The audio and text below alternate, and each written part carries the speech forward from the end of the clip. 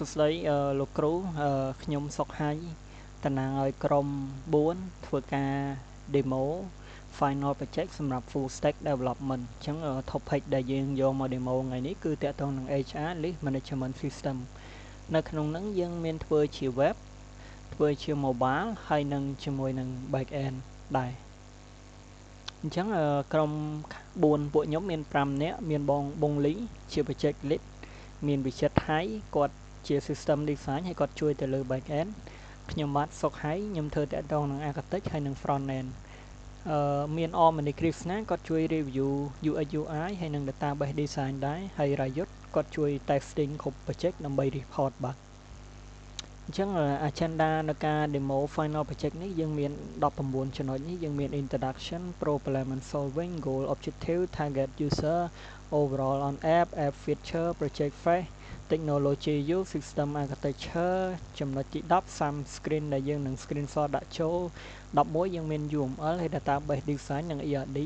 12តាក់ទងនឹង security និង permission 13គឺ user flow ហើយ14គឺ app navigate map 15យើងនិយាយពី challenge ដែលយើងបានជួបនៅពេលដែល development 16ចំណុច future improvement ដែលយើង plan បើសិនជាយើងមានពេលវេលា conclusion 18 demo app អញ្ចឹង introduction យើងគឺយើងនឹងធ្វើជា mobile app ដែលអនុញ្ញាតឲ្យ employee team lead និង HR របស់គាត់អាច request list បានពី mobile app យើងក៏បានពី web application ក៏បានអញ្ចឹងបញ្ហាហើយនឹង objective គឺបើសិនជាយើងអត់មាន system នឹងទេ user គាត់ត្រូវការ email ឬក៏ spreadsheet ឬក៏ទៅសេសភៅกระดาษអីដើម្បីសុំច្បាប់អញ្ចឹងគាត់ពិបាកដឹងថា team គាត់ថ្ងៃហ្នឹងឈប់លុះត្រាតែមេគាត់ update ឲ្យអញ្ចឹងយើងបានអាហ្នឹងហើយយើងក៏ចាប់ផ្ដើម design ជាមួយនឹង back end របស់យើងហើយជាមួយនឹង mobile app ដែរបន្តមកទៀតនៅក្នុងហ្នឹងយើងមាន include feature ដូចជា plan request approve report ហើយមាន role base ជាដើមអញ្ចឹងត្រឡប់មកមិញដែរដូចខ្ញុំបញ្យល់មិញដែរអញ្ចឹង goal និង objective យើងគឺយើងមានក្បួនធំគឺយើងមាន leave plan សម្រាប់ employee គាត់ plan ប្រចាំឆ្នាំថាគាត់ចង់ឈប់ថ្ងៃណាខ្លះ request ករណីដែលគាត់ត្រូវការ sick leave ត្រូវការអីឬក៏គាត់ដូរចិត្តថ្ងៃឈប់ approve គឺ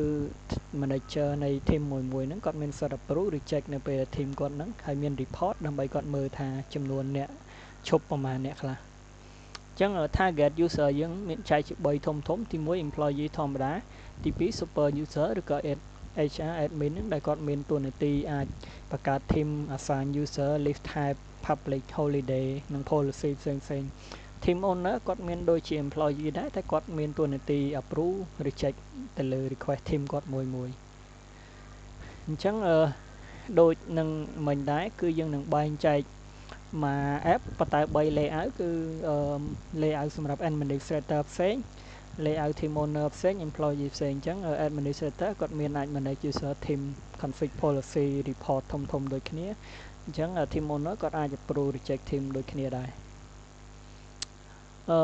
ទី6គឺតាក់ទងនឹង app feature យើងមាន authentication login logout dashboard ដែលខ្ញុំបាននិយាយមិញ list request list plan AI recommend សម្រាប់ពេលដែលគាត់ plan យើងមាន AI recommend យើងមាន schedule ដើម្បី team មួយគាត់មើលដឹងថា team គាត់អ្នកណាគេឈប់ខ្លះ approval queue នេះដើម្បីឲ្យ manager គាត់អាចមើលថាមាន pending នៅលើគាត់ប្រមាណ notification នៅពេលដែលយើង submit ឬក៏ reject master data សម្រាប់ HR គាត់ config ហើយនឹង profile យើងមួយចូលទៅ edit change password បានអញ្ចឹង project យើងបែងចែកជា phase នេះទី1យើងចាប់ផ្ដើម collect requirement ចាប់ផ្ដើម start project ចូលដល់ទី2យើង implement core feature ទី3យើងចាប់ផ្ដើមធ្វើទៅលើ feature មួយហ្នឹងទី4យើងចាប់ផ្ដើម review UX UI revamp ហើយចំណុចចុងក្រោយគឺយើង testing verify ជុំគ្នាហើយយើង release មុននឹងយើង demo អញ្ចឹងនេះជា technology ដែលយើងយកមកសម្រាប់ project ហ្នឹងគឺ front end យើងប្រើ Flutter យើងប្រើ GetX ដើម្បី manage state ហើយនឹង DI Flutter secure storage get storage ដូចគ្នា architecture យើងគឺប្រើ GetX controller បូក reactive ដើម្បី manage GetX ហ្នឹងដើម្បី manage state ហើយយើងប្រើ repository ហើយនឹង GetX សម្រាប់ធ្វើ DI ដូចគ្នា network យើងប្រើ dio ហើយយើងបង្កើតជា client មួយជាមួយនឹង undersub សម្រាប់ប្រើមក project navigator ក៏យើងប្រើ getEdge routing ដូចគ្នាអញ្ចឹងដើម្បី secure storage យើងប្រើ flutter secure storage ដើម្បី store JW token ហើយនឹង get storage សម្រាប់ data ណាដែលអត់ត្រូវការhash backend យើងប្រើ fast API ហើយ database យើងប្រើ Postgres សម្រាប់ការ design យើង design ជា core branding មួយហើយមាន color spacing ឯងនៅពេលដែលយើងចង់ change យើង change កន្លែងនឹងមួយបាននេះជា system architecture យើងដូចខ្ញុំ demo ដំបូងចឹងយើងមាន React admin ដូចគ្នាជា web ហើយយើងមានធ្វើ Flutter mobile app ដូចគ្នាអញ្ចឹងយើងចូលមក backend fast API យើងតែមួយដែលមាន component ដូច auth user list ហើយ share មក database Postgres ទាំងនេះជា UI សម្រាប់project របស់យើងមាន login មាន dashboard មាន CRUD ជាដើមអានេះក៏ជា UI ដែរមាន notification ដូចគ្នាអញ្ចឹងនេះជា UML database design យើងមាន user យើងមាន team យើងមាន list type list balance list reject list request មាន starter reject approve ជាដើម list plan request ដើម្បី plan request យើង public holiday list policy សម្រាប់ config policy នៃការ list ហើយ notification អញ្ចឹងយើងនឹងចូលទៅដល់ database design នេះគឺដូចខ្ញុំបញ្យល់មកអញ្ចឹងនេះជា database design និង ERD ដែល relationship យើងភ្ជាប់ជាមួយគ្នាហ្នឹងបន្តមកទៀត security និង permission ចំណុចទី12គឺដូចយើងនិយាយអញ្ចឹងយើងបែងចែក role base ជា3ធំមាន admin team owner employee ដើម្បី protect អញ្ចឹងយើង protect ទាំង front end យើង protect ទាំង back end ដែរអញ្ចឹង list privilege ដូចគ្នាយើង classify ហើយយើងមាន notification push ហើយតាក់ទងនឹង secret key គឺយើងអត់ store ទេយើងប្រើ env ដើម្បីរុញនេះគឺជាមក full flow សម្រាប់ request list ហ្មងគឺយើងមាន create request ហើយយើងអាច submit trash ក៏បានពេលដែលយើង submit យើង validate balance គាត់បន្តមកទៀត success យើងនឹង submit នៅពេលដែល submit គាត់អាច cancel ក៏បានដែរបន្តមកទៀតនៅពេលដែល request ហើយនឹងធ្លាក់ទៅ team គាត់ team manager គាត់ owner គាត់ថាគាត់ approve ឬក៏ reject list ហ្នឹងនេះគឺជា navigate map សម្រាប់ project យើងគឺបើអត់ចូលមកដំបូងអត់បាន login ទេនឹងត្រូវការ login បន្តមកទៀតចូលដល់ dashboard ហើយបែងចែកទៅតាម menu ផ្សេងៗអាស្រ័យទៅលើ user គាត់ប្រើប្រាស់អញ្ចឹង challenge របស់យើងនៅ Flutter ដោយសារពីមុនយើង inspire ពី Android អញ្ចឹងវាមិន recycle view ទេយើងប្រើ list builder script builder ជំនួស getEdge ហ្នឹងនៅពេលដែលយើងប្រើទៅ verify ពេលខ្លះ duplicate controller អញ្ចឹងយើងត្រូវការទៀមទៀតតេស្តហើយយើង manage លើនឹងដូចគ្នា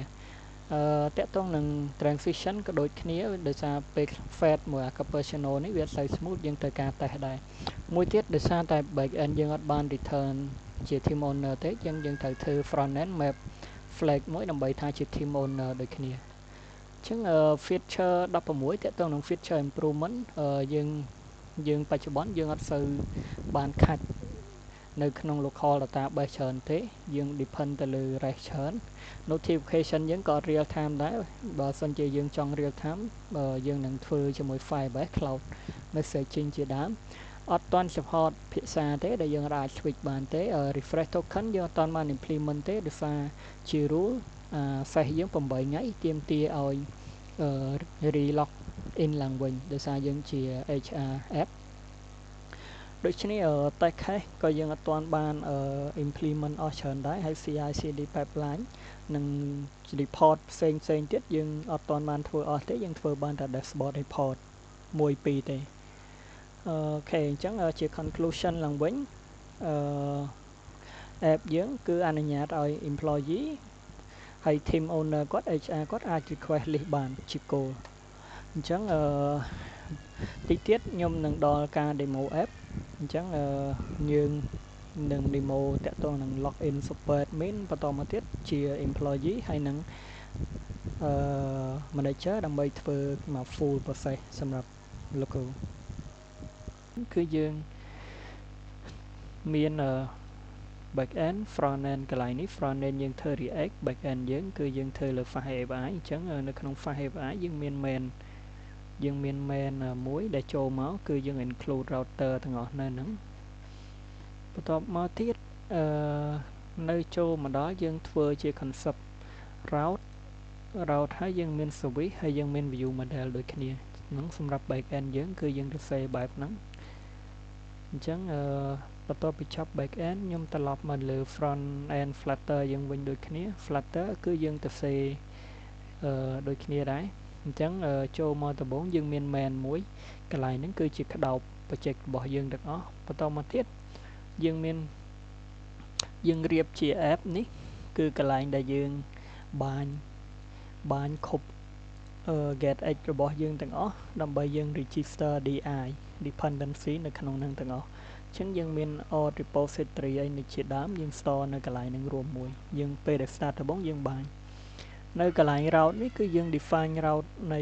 Flutter របស់យើងបន្តមកទៀតនៅកន្លែង page នេះគឺយើង link អា route name ហ្នឹងជាមួយនឹង page view របស់ Flutter របស់យើងនៅកន្លែង sim នេះគឺជាកន្លែងយើង define core project យើងរួមមួយដើម្បីនៅពេលដែលយើងចង់ change យើង change នៅមួយកន្លែងដើម្បីវា reflect ទាំងអស់ត្រឡប់មក project core នេះគឺជា constant នេះគឺជាកន្លែងដែលយើង store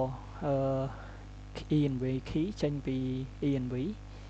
បន្តមកទៀត error កន្លែងនេះគឺយើង handle global error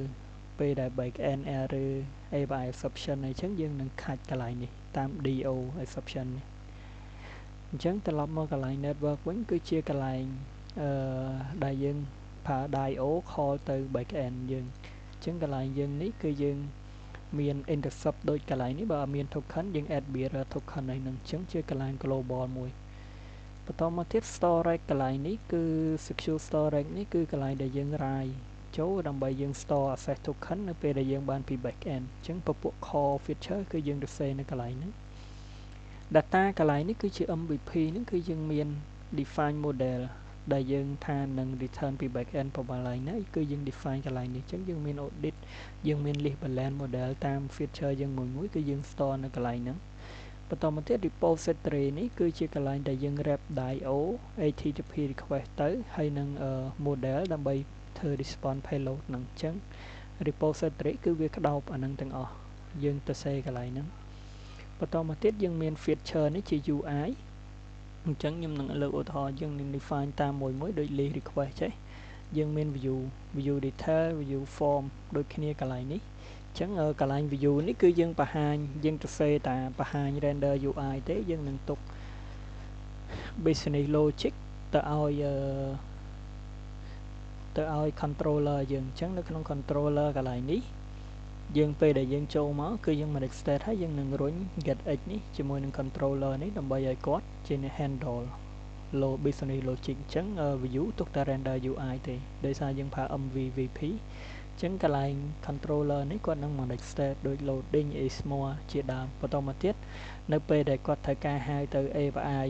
request អញ្ចឹងគេនឹងទៅ wrap ទៅលើ repository ដែលយើងក្តោបទៅលើ dio request ហើយនឹង model មិញអញ្ចឹងនេះជា core structure ដែលយើង define យើងមានប៉ុណ្ណឹងអញ្ចឹងចូលមក main យើងវិញគឺយើងហៅទៅ get map view កន្លែងនេះដែលយើងមាន define ថា title project Flutter mobile យើងចេញឲ្យគេខ្លះ app យើង default ឲ្យគេខ្លះមាន theme ឲ្យគេខ្លះ initial binding នេះដែលខ្ញុំនិយាយមិញហ្នឹងគឺយើងបាញ project របស់យើងទាំងអស់ថាយើងមាន route ឲ្យគេខ្លះនៅក្នុងហ្នឹងយើងមាន dio មានអីគេខ្លះហ្នឹងយើង register នៅកន្លែងហ្នឹងជា DI injection initial route គឺយើងចូលដំបូងយើងនឹងបើកទៅ splash screen បន្តមកទៀត get page នេះយើង register គ្រប់ page ដែលមាន route ទាំងអស់នៅក្នុង project របស់យើងអញ្ចឹងសម្រាប់ការ define structure backend និង Flutter យើងមានប៉ុណ្្នឹងអញ្ចឹងយើងត្រឡប់មកវិញនេះគឺជា backend ដែលយើងបាន deploy ទៅលើ web ហើយអញ្ចឹងយើងមាន API ប៉ុណ្្នេះនៅលើ server ហើយដោយសារនេះជា server testing វា slow បន្តិចនេះគឺជា React frontend ដែលយើងមានយើងអាចមើល holiday public holiday ដូចគ្នាអញ្ចឹងវានៅកន្លែងនេះអូខេបន្ទាប់ពីបញ្ចប់កន្លែងហ្នឹងខ្ញុំនឹងចូលទៅ demo ទៅលើ app របស់យើងដែរអញ្ចឹងយើងមាន HR list នេះមួយអញ្ចឹងខ្ញុំនឹង demo 3 row ជា brief ទេអញ្ចឹងខ្ញុំនឹងចូលមក admin គាត់នឹងមានសិទ្ធ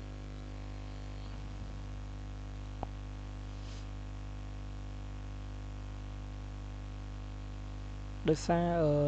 យើង deploy លើ free hosting ចឹងវា slow ចឹងនៅ admin គាត់មាន UI ប៉ុណ្ណេះបន្តមកទៀតយើងមាន list balance នេះសល់ប៉ុន្មានសម្រាប់ tab មួយយើងមាន list នេះដើម្បីយើង request បន្តមកទៀត calendar នេះយើងបាក់មើលថា team យើងឈប់អីខ្លះចឹងដោយសារគាត់ជា super admin យើងអាចបាន assign team គាត់ទេដូច no team assign ចឹងគាត់អត់មានទេចឹង super admin កន្លែង profile គាត់មានកន្លែង admin នេះគាត់អាច config policy public holiday ឲ្យដូចគ្នាអញ្ចឹងខ្ញុំចូលមកកន្លែង holiday នេះយើងអាចមាន group អាច update អីបានអញ្ចឹងខ្ញុំនឹងអាច update អញ្ចេះទៅ description តែហែងចេះយើង save មកអញ្ចឹងវានឹង load update អញ្ចឹងឧទាហរណ៍ខ្ញុំអត់ពេញចិត្តកន្លែងនេះខ្ញុំអាចលុបបានអូខេអញ្ចឹង admin គាត់មាន special ប៉ុណ្ណឹងដើម្បី manage group មាន team មានអីជាដើមអញ្ចឹងខ្ញុំ demo admin នឹងហើយខ្ញុំនឹងធ្វើការ log out បន្តមកទៀតខ្ញុំនឹង demo ទៅលើ user ធម្មតាអញ្ចឹង user ធម្មតាជា employee យើងនឹងចូលមក dashboard តែមួយដូចគ្នាហ្នឹងអញ្ចឹងគាត់មានតែ request list plan list ចំនួនថ្ងៃគាត់សល់ប្រមាណ sick list គាត់សល់ប្រមាណ available AL គាត់សល់ប្រមាណហើយ recommend គាត់មានសល់ប្រមាណអញ្ចឹងកន្លែងនេះជា list UI គាត់មានន័យថា tab គាត់ជា list នេះជា plan list ដែលយើងជជែក plan ប្រចាំឆ្នាំហ្នឹងអញ្ចឹងយើងមាន status approve reject ឲ្យដូចគ្នានៅ calendar កន្លែងនេះយើងមើលថា team យើងឈប់នៅណាខ្លះយើងអាចមើលមួយខែអញ្ចឹងពណ៌ក្រហមជា team list ពណ៌លឿងនេះជា public holiday ដែល HR admin គាត់ config មកវានឹងធ្លាក់ចូលមកយើងដែរអញ្ចឹងបើយើងមកមើល line profile យើងវិញគឺយើងអត់មាន line admin សម្រាប់ config ទេដោយសារយើងជា employee ធម្មតាបន្តមកទៀតជា notification នៅពេលដែលមានrelease យើង request ទៅ manager យើង approve reject យើងមាន notification មកអញ្ចឹងខ្ញុំនឹងតេស្តrequest list មួយអញ្ចឹងខ្ញុំចុចប៊ូតុងបូកនេះហើយខ្ញុំ select ថាខ្ញុំចង់ request គេអញ្ចឹងខ្ញុំ request sick list ឧទាហរណ៍ថាថ្ងៃនេះខ្ញុំអត់ស្រួលខ្លួនទេអញ្ចឹងខ្ញុំអាច select មួយថ្ងៃមកបញ្ចប់មក I am head age អីចឹងទៅនៅពេលដែលខ្ញុំធ្វើហើយខ្ញុំអាច submit ទៅនៅពេលដែល submit វានឹងឃើញ load pending នៅពេលដែល pending វានឹងប្រាប់ថាត្រូវការ manager យើង approve អញ្ចឹងខ្ញុំ back មកវិញ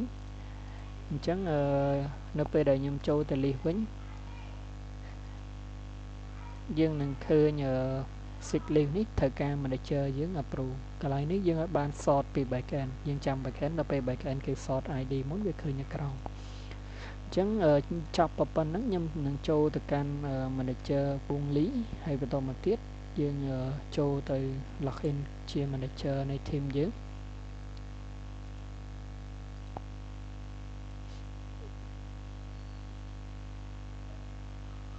អញ្ចឹងយើងត្រឡប់មកមើល manager វិញគាត់មានមួយ UI ទៀតគឺ approval list ឡើងនេះនឹងឃើញ list ដែល pending ទាំងអស់ដូចនេះគាត់នៅ pending type list plan នេះយើងអាច approve reject បានដូចគ្នាអញ្ចឹងមិញនេះខ្ញុំមានសុខហើយខ្ញុំ request មកប្រាប់ថាខ្ញុំឈឺក្បាល sick list អញ្ចឹងគាត់អាចមានសិទ្ធិ approve នៅពេលដែល approve ហើយវានឹងបាត់អស់យើង back មកវិញអូខេកន្លែងនេះដោយសារពួកយើងអត់បាន implement pull refresh អញ្ចឹងវាអត់បាត់ទេលុះត្រាតែយើង log in log out ម្ដងទៀត key ហ្នឹងយើងនឹង improve នៅពេលក្រោយដោយសារតែយើងខាច់ជាមួយនឹង front end អញ្ចឹងពេលដែលចូលប៉ុណ្ណឹងហើយយើងចូលមក calendar មកយើងនឹងឃើញដោយសារនេះជា data testing វាឃើញច្រើនខ្ញុំឈប់ថ្ងៃហ្នឹងដែរថ្ងៃ9 sick list ឡើងហ្នឹងអញ្ចឹង manager ក៏ដូចគ្នាដែរគាត់អត់មានសិទ្ធិអាច config admin បានទេមានតែ role admin ទេអញ្ចឹង manager គាត់មានសិទ្ធិតែ approval ទេអញ្ចឹងពី system យើងមានតែប៉ុណ្្នឹងទេលោកគ្រូសម្រាប់ការ demo ប៉ុណ្្នឹង